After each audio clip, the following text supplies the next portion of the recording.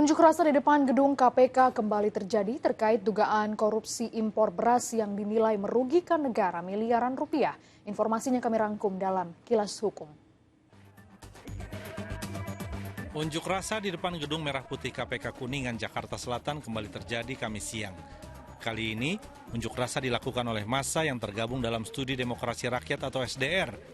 Mereka mempertanyakan perkembangan penyelidikan kasus dugaan korupsi impor beras yang dilaporkan beberapa waktu lalu.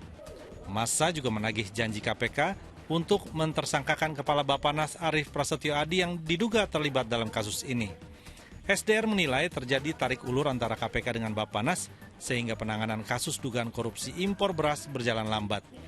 Meski sudah dilaporkan sejak 4 bulan lalu dengan beberapa bukti yang dilampirkan, hingga kini kasus itu belum juga naik ke tahap penyidikan. Massa mendesak KPK untuk serius menangani kasus ini karena telah merugikan negara hingga ratusan miliar rupiah.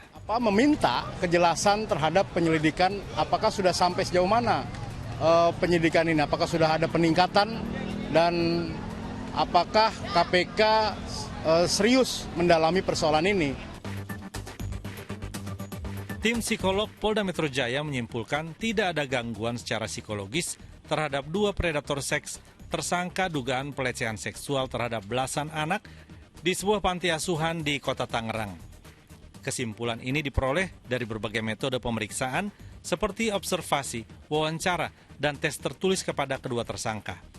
Pemeriksaan psikologis diperlukan untuk melihat kondisi tersangka agar bisa didalami motif dan penyebab tersangka melakukan tindakan tersebut.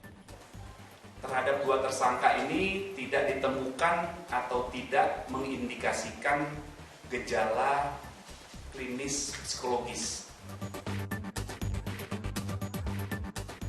Sementara itu di Solo, Jawa Tengah, Polresta Solo pada hari Kamis menggelandang warga Pasar Kliwon yang tega melakukan pencabulan dan persetubuhan terhadap keponakan perempuannya yang masih di bawah umur selama 4 tahun hingga akhirnya korban hamil. Selain itu, pelaku juga tega melakukan pelecehan seksual terhadap 3 remaja perempuan lain yang juga masih di bawah umur. Modus pelaku adalah dengan mengajak para korban jalan-jalan dan mengajari korban mengendarai sepeda motor sebelum akhirnya melakukan aksi bejatnya.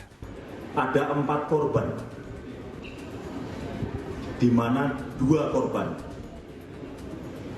terjadi persetubuhan dan 2 korban lainnya korban lainnya mengalami pencabulan tanpa terjadi persetubuhan. Tim Liputan 6 SCTV melaporkan.